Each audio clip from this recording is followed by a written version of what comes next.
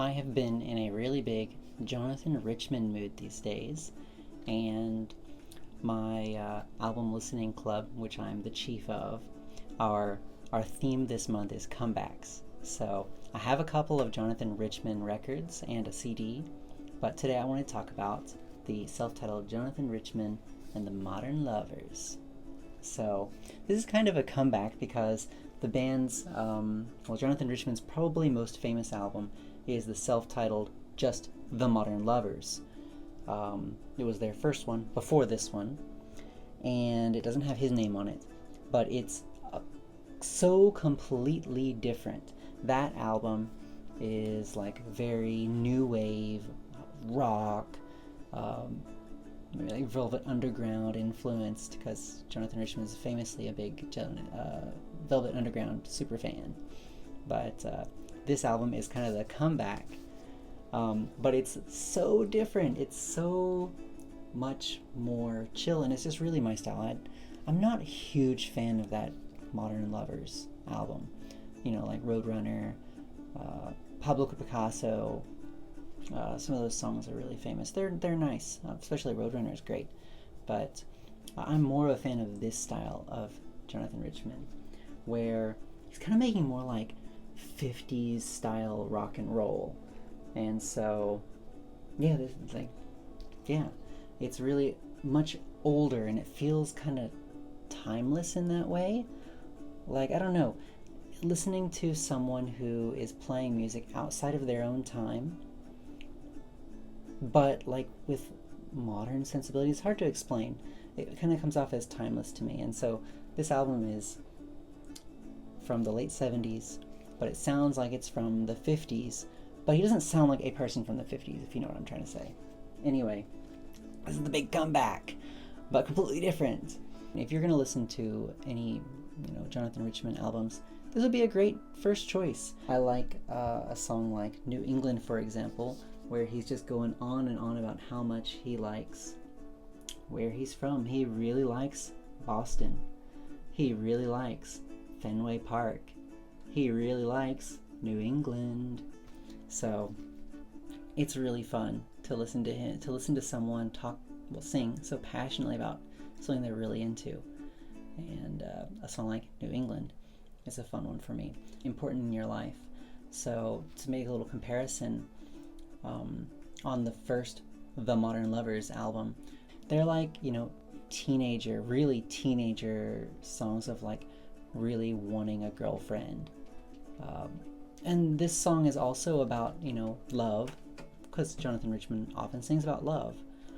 But I feel like it's very mature.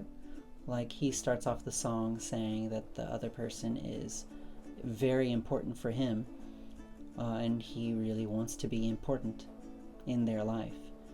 And this song is great for those lyrics. It feels very mature compared with like the other album, which is fine. It's great to be immature as well. He's often immature, obviously.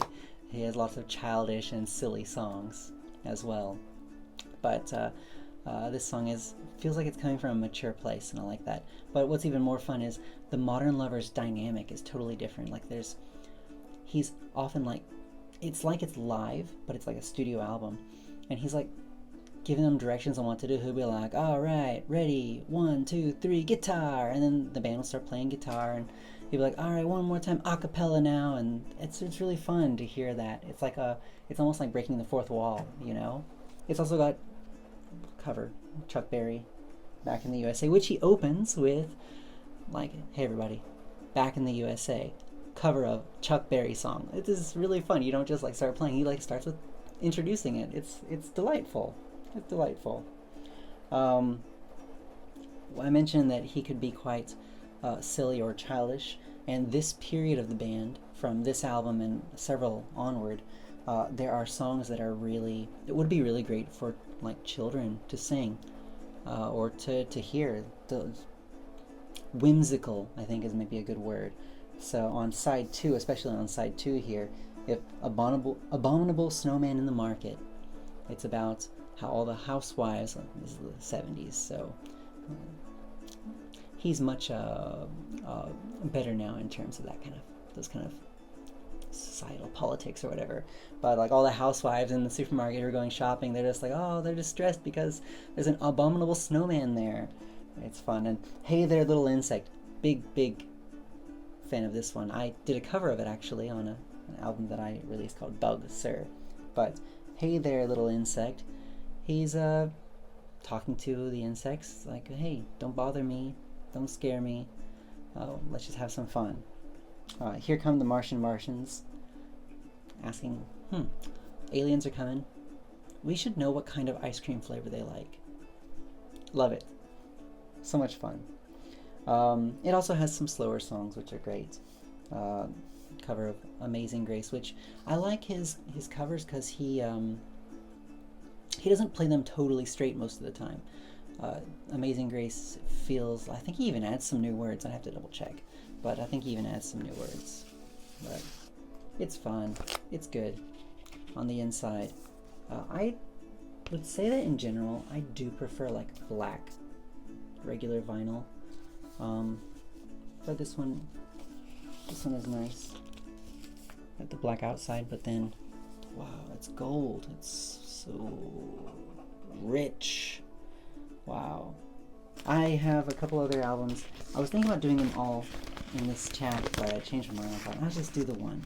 You know, there's no reason to like chit-chat about like 4 albums. But if you're looking to listen to an early Jonathan Richman and the Modern Lovers album, this would be one to choose. Jonathan Richman and the Modern Lovers. Keep on rocking in the fizz world.